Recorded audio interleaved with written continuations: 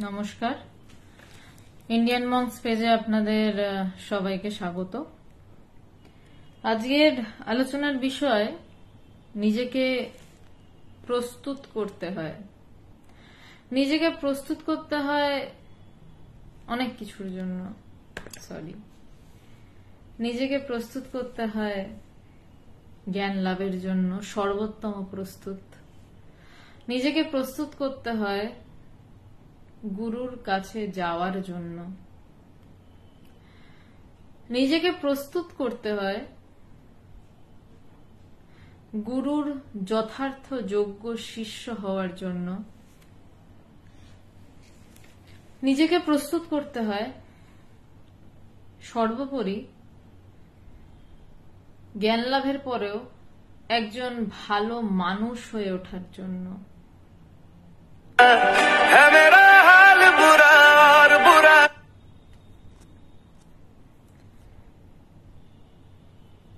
নিজেকে সব রকম ভাবে প্রস্তুত করতে হয়। চাকরির পরীক্ষা দিতে গেলে যেভাবে নিজেকে প্রস্তুত করতে হয়, তেমনি জীবনের পথে নিজেকে নানান রকম ভাবে প্রস্তুত করতে হয়। সুরকান্ত রয়, গুড ইভিনিং।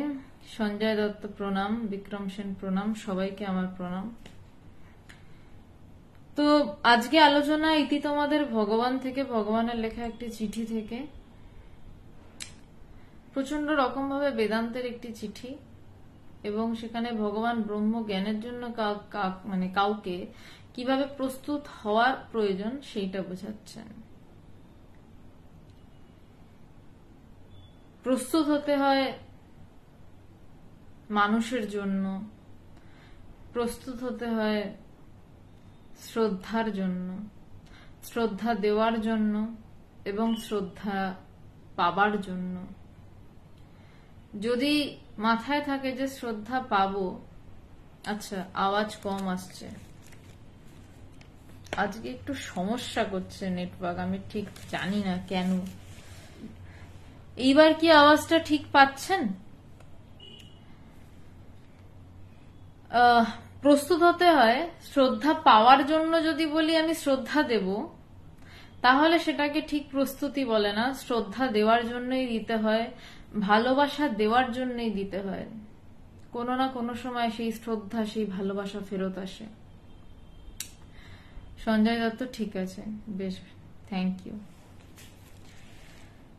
ইতি তোমাদের ভগবান, এই বইটি থেকে ভগবান নিজের লেখা একটি চিঠি পাঠ করছি। এই চিঠিটি আমার জন্মেরও আগে লেখা, জন্মেরও বেশ কয়েক বছর আগে। 43 নম্বর চিঠি, শ্রী শ্রী রামকৃষ্ণ শরণং,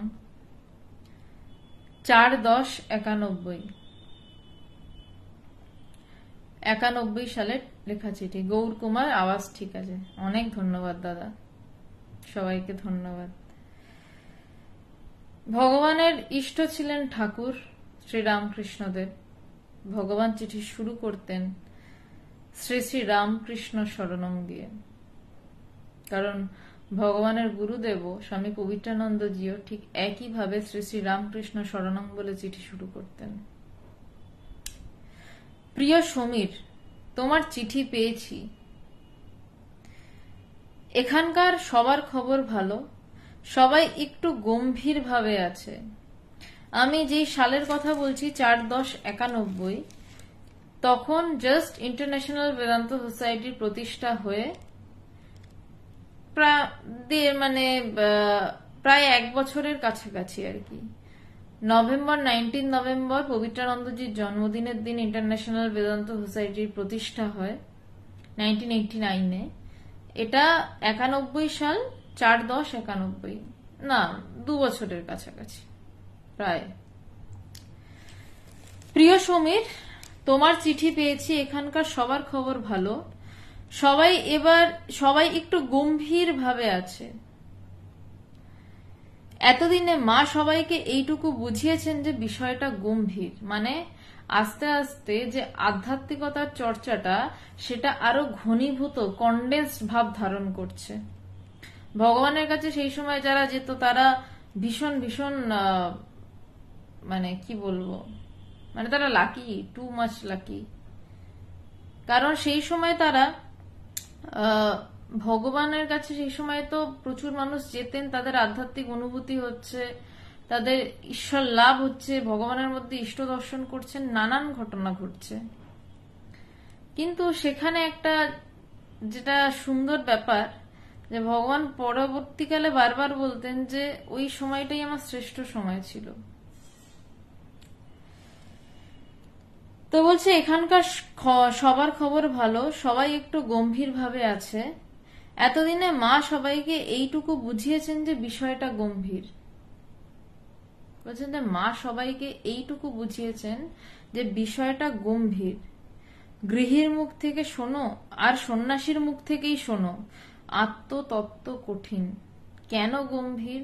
কেন মা বুঝিয়েছেন বিষয়টা গম্ভীর? যে আত্মতত্ত্ব মানে আমাকে নিয়ে যেই তত্ত্ব, আমি বাইরের কোনো ফিজিক্স, কেমিস্ট্রি, ম্যাথামেটিক্সে যাচ্ছি না। আত্মতত্ত্ব, আমাকে নিয়ে যে তত্ত্ব, আমি যে তত্ত্বের মূল, যে সেই কথাটা কোনো গৃহীর মুখ থেকে শোনো আর সন্ন্যাসীর মুখ থেকেই শোনো। ভগবান তো তথাকথিত গৃহী ছিলেন সেই সময়। বলছে তাই বলছেন যে গৃহীর মুখ থেকেই শোনো আর সন্ন্যাসীর মুখ থেকেই শোনো, আত্মতত্ত্ব কঠিন। এ ধারণ করার জন্য নিজেকে প্রস্তুত হতে হয়। ওই জন্যই আজকে আলোচনার বিষয় যে নিজেকে প্রস্তুত হতে হয়। বলছে এ ধারণ করার জন্য নিজেকে প্রস্তুত হতে হয়, নিজেকে তৈরি হতে হয়। আত্মতত্ত্ব শুধু মানে শুনলাম আর হয়ে গেল তা নয়, বা ধারণ করতে পারলাম তা নয়। আমি আত্মতত্ত্ব নিয়ে প্রচুর কিছু শুনলাম, শুনে বাইরে সম্পূর্ণ জাগতিক বিষয়ে গল্প করতে শুরু করলাম। আত্মতত্ত্ব কি না, যা নিয়ে আমি জাগতিক বিষয়ে গল্প করার জন্য এগোচ্ছি সেই তত্ত্বের কথা আত্মতত্ত্ব। মানে কে গল্প করছে সব শুনলাম, কিন্তু তা ধারণ করতে পারলাম না, তাই জন্য আত্মতত্ত্বের কথা শেষ হলো, ওটা নিয়ে আমি চিন্তাও করলাম না। ওটা নিয়ে চিন্তা করলেই সেটাকে ধারণ হয়, ওটা নিয়ে গভীরভাবে ভাবতে হয়। যেমন ধরুন যারা ছেলেরা আছেন বা মেয়েরা আছেন, যারা একটু সঙ্গীতের সাথে যুক্ত, তবলার একটা বোল গুরুজি দেখিয়ে দেন, গুরুজির সাথে তবলার বোলটা বাজাতেও হয়, আস্তে, তারপর আরেকটু জোরে, আরেকটু জোরে, আরেকটু দ্রুত লয়, দ্রুত লয়। কিন্তু তারপর যদি সেই বোলটা বাড়িতে এসে আমি রোজ অন্তত 1 ঘন্টা করে রেওয়াজ না করি, প্র্যাকটিস না করি, তাহলে কিন্তু ওই বোলটার আওয়াজটাও আমার হাত থেকে খুলবে না, আর প্রপার ভাবে আমি বোলটাকে বাজাতেও পারবো না। ঠিক তেমনি এই আত্মতত্ত্বের কথা আমি শুনলাম গুরুর মুখ থেকে, আমার মুখ থেকে না, গুরুর মুখ থেকে, যার যার গুরু রয়েছেন তার গুরুর মুখ থেকে শুনলাম যে আমি সেই, এবং আমি সেই, এবং যা করছি তা আমার সাহায্যেই করছি। তাহলে আসল আমিটা কোনটা সেটাকে খুঁজতে হবে, নিজের ভিতরে খুঁড়তে হবে, নিজের ভিতরে শাবল মারতে হবে, চিন্তার শাবল। কুয়ো কেমন ভাবে খোঁড়ে? শাবল দিয়ে মাটি কেটে কেটে, বা এখন অনেক অন্যান্য পদ্ধতি রয়েছে, পুরনো পদ্ধতির কথা বলছি, শাবল দিয়ে মাটি কেটে। ঠিক তেমনি আমাদের মনের উপর চিন্তার প্রলেপ আছে, সেই চিন্তার প্রলেপটাকে আমাদের চিন্তার শাবল দিয়ে উপড়াতে হবে। যখন উপড়াতে উপড়াতে দেখব যে সেখানে শুধু সেই আমি বসে রয়েছে, তখন আমি তৃষিতা সেন এইটা উড়ে যাবে, আমার বুদ্ধি আছে উড়ে যাবে, আমার চিত্ত উড়ে যাবে, অহংকার উড়ে যাবে, এক একটা করে শাবল পরে এবং এক একটা করে বাইরে চলে যায়। তখন দেখা যায় যে শাবল মারতে মারতে ভিতরে সেই কুয়োর টলটলে পরিষ্কার জলের মতন, যেখানে তাকালেই নিজের মুখটা দেখা যায়, এই তো আমি। ঠিক তেমনই নিজের ভিতরে দেখা যায়, এই তো আমি, ধরা পড়ে গেছে। কিন্তু এই কথা আমরা শুনলাম, কিন্তু শুনে আবার এটা নিয়ে আমরা মনন করলাম না। ঠিক যেমন ওই গুরুজি তবলার বোলটা শিখিয়ে দিলেন, সেটার পরে বাড়িতে এসে আর রেওয়াজ করলাম না, ঠিক তেমনই আধ্যাত্মিকতাতেও রেওয়াজ আছে। আধ্যাত্মিকতার রেওয়াজ কিনা মনন, ভিতরে ভিতরে চিন্তা করতে হয়। এটা আরো সোজা, তার কারণ তবলাটা বসে বাজাতে হয়, গিটার বসে প্র্যাকটিস করতে হয়, গানের রেওয়াজ করতে হয়, লোককে জানাতে হয়। এখানে কিচ্ছু করতে হয় না, আপনি বাজারের মধ্যে দাঁড়িয়ে বাজার করতে করতে নিজের ভিতরে চিন্তা করতে পারেন, আমি কে, কোনটা আমি, কোথাও কোনটা আমি, এটা তো আমি নই। কেউ জানতেও পারছে না, কেউ বুঝতেও পারছে না, আপনার ভিতরে কিন্তু শাবলের পর শাবল পড়ছে সেই জলের খোঁজে। এ ধারণ করার জন্য নিজেকে প্রস্তুত হতে হয়, মনকে একটু একটু করে। তাই বলছেন ভগবান যে এটা ধারণ করার জন্য নিজেকে প্রস্তুত হতে হয়। কি দেবাশিস হালদার কি বলছেন, ব্যাপারটা খুব সিরিয়াস, তাই এই অবস্থায় গভীর বিচার প্রয়োজন। হ্যাঁ, আমি বিচারের কথাই বলছি। বলছে এ ধারণ করার জন্য নিজেকে প্রস্তুত হতে হয়, মনকে একটু একটু করে পরম তত্ত্বের অনুকূলে নিতে হবে। বলছেন ভগবান যে মনকে একটু একটু করে পরম তত্ত্বের অনুকূলে নিতে হবে। এক ধাক্কায় আমি ভাবলাম যে একদম পরম তত্ত্বের দিকে নিয়ে চলে যাব, তা হয় না। বলছে কেমন করে না, একটু একটু করে মনকে পরম তত্ত্বের দিকে নিয়ে যেতে হবে। মন সেই দিকে সেই আত্মচিন্তন করবে, আবার দেখা যাবে হুড়মুড়িয়ে জাগতিক চিন্তা ঢুকে গেছে, তাতে দুঃখ পেয়ে লাভ নেই। আবার কিছুক্ষণ পর দেখা যাবে যে আরে আমার তো আত্মচিন্তা করার কথা ছিল, আবার আত্মচিন্তা শুরু হলো, মানে আবার ধ্যান শুরু হলো। মাঝের যে অনেকক্ষণ হয়তো আপনি অন্য জগতে বিচরণ করেছেন, মানে সাংসারিক জগতে বা ব্যবহারিক জগতে বিচরণ করেছেন, তা নিয়ে দুঃখ পেলে আপনি যে ফিরতে পারলেন আবার আত্মচিন্তনে, তার জন্য তৃপ্ত হন। এবং আস্তে আস্তে দেখবেন এই যে আত্মচিন্তন, ব্যবহারিক চিন্তন, আত্মচিন্তন, জাগতিক চিন্তন, এই দুটো চিন্তনের মধ্যে ফারাকটা কমে আসে। ধীরে ধীরে দেখা যায় যে হয়তো এক সেকেন্ডের জন্য ব্যবহারিক চিন্তা হলে নিজের কাছে ধরা পড়ে যাচ্ছে, হয়তো না, এটাই হয়। এবং তারপর একটা সময় দেখা যায় তৈল ধারাবত ঈশ্বর চিন্তাই চলছে, আত্মচিন্তনই চলছে, তখন বোঝা যায় সময় হয়ে এসছে, এবার সেই মহেন্দ্র ক্ষণের সময় হয়ে এসছে। তাই বলছে যে মনকে একটু একটু করে পরম তত্ত্বের অনুকূলে নিতে হবে, যে মন দীর্ঘকাল ধরে বাইরের জগৎ নিয়ে মেতেছিল। বলছেন যে মন দীর্ঘকাল ধরে বাইরের জগৎ নিয়ে মেতেছিল, তাকে অন্তর্মুখীন করতে চাই অধ্যাবসায়। যেই মনটা সারাটাক্ষণ বাইরের জগৎ নিয়ে মেতে, আমি আধ্যাত্মিকতার বিষয় ছেড়ে দিলাম। আপনারা যারা যে বিষয় নিয়ে পড়াশোনা করেছেন, কলেজে সেটার স্পেশালাইজেশন নিয়ে ভর্তি হয়েছেন, তার আগে তো একটা নর্মাল ফিজিক্স, কেমিস্ট্রি, ম্যাথামেটিক্স এরকম একটা ছিল, কিন্তু যেই মুহূর্তেটা বিশেষভাবে ওই বিষয়টা এসে পড়লো, তখন মন কিন্তু এতদিন ওই ফিজিক্স, কেমিস্ট্রি, ম্যাথামেটিক্স এর উপরেই খুশি ছিল, কিন্তু সেই মনটাকে ওই পার্টিকুলার ওই সাবজেক্টের মধ্যে ঢোকাতে অধ্যাবসায় চাই।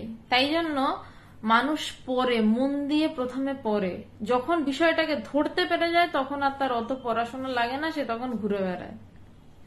তাই বলছে যে মন দীর্ঘকাল ধরে বাইরের জগৎ নিয়ে মেতেছিল, অনেক কাল ধরে সে বাইরের জগৎ নিয়েই ব্যস্ত, অন্য কিছুতে তার আসা যায় না, সে বাইরের জগৎ নিয়েই ব্যস্ত, তাকে অন্তর্মুখীন করতে চাই অধ্যাবসায়। তাকে অন্তর্মুখীন করতে হবে, যে জগৎ ক্রমাগত ঝামেলা, ঝগড়া, আলু কুমড়ো পটল নিয়েই ব্যস্ত, সংসার নিয়েই ব্যস্ত বা নিজেকে নিয়েই ব্যস্ত, তার ডেজিগনেশন, তার চিন্তা ভাবনা বুদ্ধি নিয়ে ব্যস্ত, সেই মনকে অন্তর্মুখীন করতে হলে অধ্যাবসায় চাই।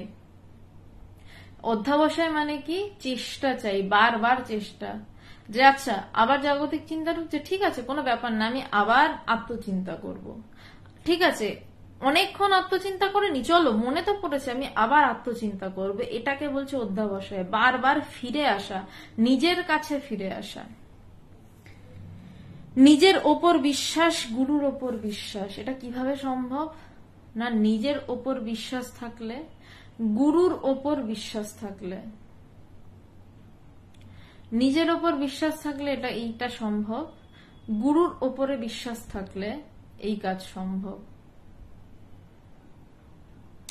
শুধু নিজের উপর বিশ্বাসটা শাস্ত্রের প্রথম কথা। আত্মকৃপা সবার আগে লাগে যে আমি আমার চিন্তায় ফিরতে পারবো, এবং তারপর গুরুর উপর বিশ্বাস যে গুরু আছেন, তিনি আমায় ঠিক ফেরাতে সাহায্য করবেনই করবেন। এই দুটো বিশ্বাস একসাথে লাগে, যে কোনো একটা হলে হয় না, আরে আমি তো ফিরবই না, গুরু ফেরাবেন তাই ফিরবো। পুকুরের পাড়ে রোজ বসে থাকলে, ভগবানের এই লাইনটা খুব প্রিয় লাইন ছিল, আমাদের অনেকবার বলেছেন। পুকুরের পাড়ে রোজ বসে থাকলে পুকুর সম্বন্ধে ধীরে ধীরে জ্ঞান বেড়ে ওঠে। বলছেন পুকুরের পাড়ে যদি রোজ বসে থাকি তাহলে পুকুরের সম্বন্ধে ধীরে ধীরে জ্ঞান বেড়ে ওঠে। মানে পুকুরের পাড়ে রোজ বসে আছি গিয়ে আমি, পুকুরে কখন জলটা গরম তেতে থাকে, কখন মাছ ঘাই মারে, কখন একদম চুপচাপ থাকে, কখন ডাঙার কাছে এসে মাছগুলো কিলবিল করে, বা পুকুরে সাপ আছে কিনা। পুকুরের পাড়ে যদি রোজ বসে থাকি তাহলে পুকুর সম্বন্ধে ধীরে ধীরে আমার জ্ঞানটা বেড়ে ওঠে। প্রথম দিন যখন বসলাম, আচ্ছা বাহ বেশ সুন্দর পুকুর, তারপর দেখলাম না পুকুরটাতে বেশ ময়লা টয়লা রয়েছে, তারপরের দিন দেখলাম যে একটা সাপ কিলবিল করতে করতে আসতে, জানলাম আচ্ছা এখানে একটা জল ঢোরা থাকে, আচ্ছা। তারপর কিছুদিন পর দেখলাম প্রচুর মাছ, তারপর দেখলাম হয়তো রুই মাছ ঘাই মারছে। তো ঠিক তেমনই পুকুরের পাড়ে রোজ বসে থাকলে পুকুর সম্বন্ধে ধীরে ধীরে জ্ঞান বেড়ে ওঠে। ঈশ্বর সম্বন্ধীয় ভাবনা চিন্তা থেকে ধীরে ধীরে ঈশ্বর তত্ত্ব পরিষ্কার হতে থাকে। বলছেন যে ঈশ্বর সম্বন্ধীয় ভাবনা চিন্তা থেকেই একই ঈশ্বর তত্ত্ব বদলায় না, কিন্তু আমার চিন্তাধারা পরিষ্কার হয়। কারণ ঈশ্বর সম্পর্কে আমি বারবার নিজের ভিতরে চিন্তা করছি, একটা করে চিন্তার শাবল পড়ছে, মাটিটা গিয়ে দূরে পড়ছে, এবং ভিতরে স্বচ্ছ জলের যেন আভাস দেখা যাচ্ছে, বা মাটিটা ভিজছে। যত ভিজছে মাটিটা, মানে যত আত্মচিন্তনে ভিতরের মাটি ভিজছে, ততটাই ধীরে ধীরে ঈশ্বর তত্ত্ব আমার কাছে পরিষ্কার হতে থাকছে। ধীরে ধীরে আরো পরিষ্কার হয়, আরো পরিষ্কার হয়। এইটা পরিষ্কার হলো মানে দিস ইজ দ্য আলটিমেট নয়, আরো পরিষ্কার হয়। আত্মা কিংবা ব্রহ্ম কিংবা ঈশ্বরের ক্রমবিকাশ হয় না, আমাদের চিন্তাধারার ক্রমবিকাশ হয়। পবিত্রানন্দজির কথা, ভগবানের গুরুদেবের বলছেন যে আত্মা কিংবা ব্রহ্ম কিংবা ঈশ্বরের ক্রমবিকাশ হয় না। আত্মা কিংবা ব্রহ্ম, আত্মা আমি নিজে, কিংবা ব্রহ্ম আমি নিজে, কিংবা ঈশ্বর আমি নিজে, হ্যাঁ আমি নিজে, বলছে তার ক্রমবিকাশ হয় না, আমাদের চিন্তাধারার ক্রমবিকাশ হয়। আমরা প্রথমে ভাবি ঈশ্বর অনেক দূরে, না, ঈশ্বর আমাদের ভেতরে নয়, ঈশ্বর আমি স্বয়ং। সেটাকে আমাকে বুঝতে হবে। আমি জীব বলে নিজেকে মনে করি, আমাকে নিজেকে শিব জ্ঞান করতে হবে। অশোকবাবু ওম নমঃ নারায়ণ, আমাকে নিজেকে শিব জ্ঞান করতে হবে। আমাদের চিন্তাধারার ক্রমবিকাশ হয়। তাই জপ, ধ্যান, বিচার সব নিয়ে ধীরে ধীরে এগোতে এগোতে তার কৃপা বাতাসে হয়তো একসময় আর দাঁড় টানতে হবে না, এমনি ভেসে যাবে। ওই যে বললাম, অধ্যাবসায় চালাতে চালাতে একটা সময় যখন পড়াটা গ্রিপে আসে, নিজে ধরে ফেলা যায়, তখন আর বেশি পড়তে হয় না, ঘুরে বেড়ানো যায়। তেমনই বলছেন যে তাই জপ, ধ্যান, বিচার সব নিয়ে, জপ যাকে যা গুরু জপ দিয়েছেন সেই জপ, তার সাথে ধ্যান, তার সাথে এই বিচার, যে এটা নিয়ে এতক্ষণ কথা বলছিলাম, বিচার সব নিয়ে ধীরে ধীরে এগোতে এগোতে, ধীরে ধীরে, তাড়াহুড়ো নেই কোনো, ধীরে ধীরে এগোতে এগোতে তার কৃপা বাতাসে হয়তো একসময় আর দাঁড় টানতে হবে না। কারণ বলছে কৃপা বাতাস তো বইছেই, ঠাকুর বলছেন তুই পাল তুলে দে না। এই জপ, ধ্যান, বিচার করতে করতেই হঠাৎ পালটা খুলে যায়। যখন পাল খোলা হয় নৌকাতে, কেউ দেখেছেন কিনা জানি না, মাঝিরা গিট ফিট দেয়া খুব টাইট বাঁধা থাকে পালটা, যাতে খুলে না যায়, খুব চেষ্টা করে, তারপর হঠাৎ ঝাট করে পালটা খুলে যায়, পুরো এরম ভাবে পাল খুলে যায় এবং নৌকা চলতে থাকে। তাই বলছে একসময় আর দাঁড় টানতে হবে না, এমনি ভেসে যাবে। হবে হয়তো যাবে, হয়ে হয়তো যাবে শেষ জন্ম বা মুক্তি। বলছে হয়ে হয়তো যাবে শেষ জন্ম বা মুক্তি, পাল খুলে যাবে, আর দাঁড় টানতে হবে না, এমনি ভেসে যাবে, হয়ে হয়তো যাবে শেষ জন্ম বা মুক্তি। অজ্ঞান নাশ আর মুক্তি একই কথা। আমি একটা অন্ধকার ঘরে ঢুকেছি, সুইচ টিপে আলো জ্বালা আর অন্ধকারটা দূরে সরে যাওয়া একই কথা। দুটো আলাদা কথা নয়। তাই বলছেন যে অজ্ঞান নাশার মুক্তি একই কথা, ভাবতে থাকো। বলছে এই যে গোটা চিঠিটা নিয়ে আলোচনা করলাম, ভগবান বলছেন এই চিঠিটা নিয়ে পড়ো এবং বসে থাকো, এই চিঠিটা নিয়ে ভাবতে থাকো। উনি যদি এই চিঠিটা নিয়ে ভাবতে থাকেন তাহলেই তার জ্ঞান লাভ হয়ে যায়। এটা এমন একটি চিঠি। ভাবতে থাকো, সরল হৃদয়ে সত্য টপ করিয়া প্রতিভাত হয়। তোমাকেই খুঁজতে হবে তোমার স্বরূপ, কেউ এসে খুঁজে দেবে না আমার হয়ে। গুরু আমাকে রাস্তা দেখাবেন, পথ দেখাবেন, সাহায্য করবেন, কিন্তু আমাকেই খুঁজতে হবে আমার স্বরূপ। লেথার্জি করে বসে থেকে লাভ নেই। যদি বাঁচতে চান, যদি মুক্ত হতে চান, তাহলে নিজেকেই নিজের স্বরূপ খুঁজতে হবে, গুরুর প্রতি ভরসা বিশ্বাস রেখে। নভেম্বরে আসলে দেখা হবে। এখানকার ভাব আরো আত্মস্থ। বলছে ভগবানের তখনের ভাব আরো আত্মস্থ, আরো নিজের ভেতরে ডুব। বুঝতে পেরেছি এটা সবার জন্য নয়। ভগবান বলছেন আমি বুঝতে পেরেছি যে এটা সবার জন্য নয়। ভগবানের সেই সময়কার ভাব। চাহিদা অনুসারে যোগান। বলছে তোমার যেমন চাহিদা তুমি সেইভাবেই যোগান পাবে।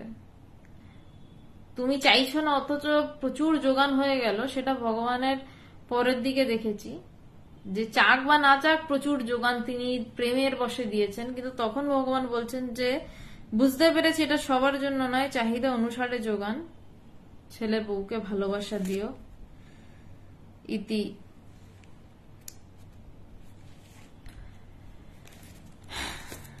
তো আজকে এখানেই আলোচনা শেষ হলো। আচ্ছা, একটা ঘোষণা করার কথা রয়েছে।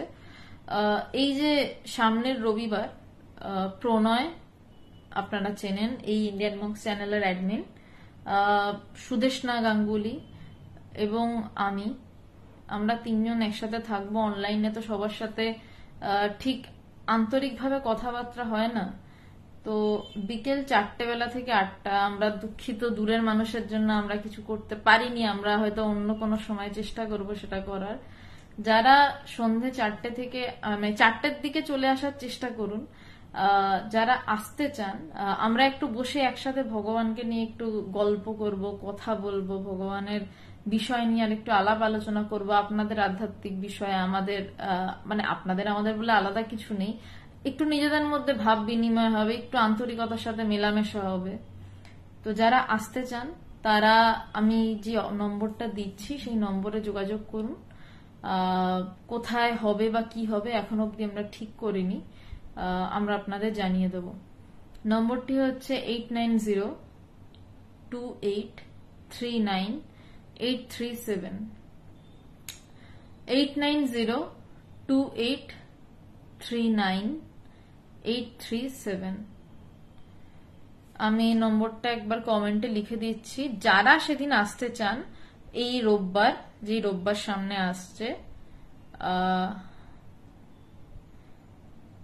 যদি আপনারা ফোনে না পান দয়া করে হোয়াটসঅ্যাপ করবেন। আর বিকেলবেলা 4টের দিকে চলে আসার চেষ্টা করুন। খুব বেশি হলে 8টা অবধি হয়তো আমরা একটু আলোচনা করব।